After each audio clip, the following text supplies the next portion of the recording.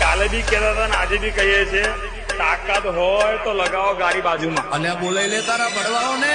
बड़ी बड़ी हस्ती मिट गई या हमको गिराने में, बड़ी बड़ी हस्ती मिट गई अरे रे हमको गिराने में,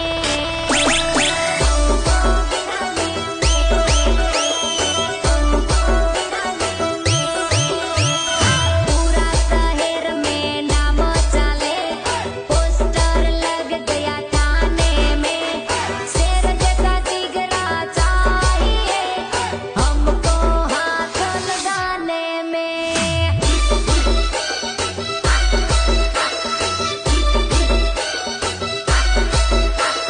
शेर जैसा जिगरा चाहिए हमको हाथ लगाने में। चले बाजार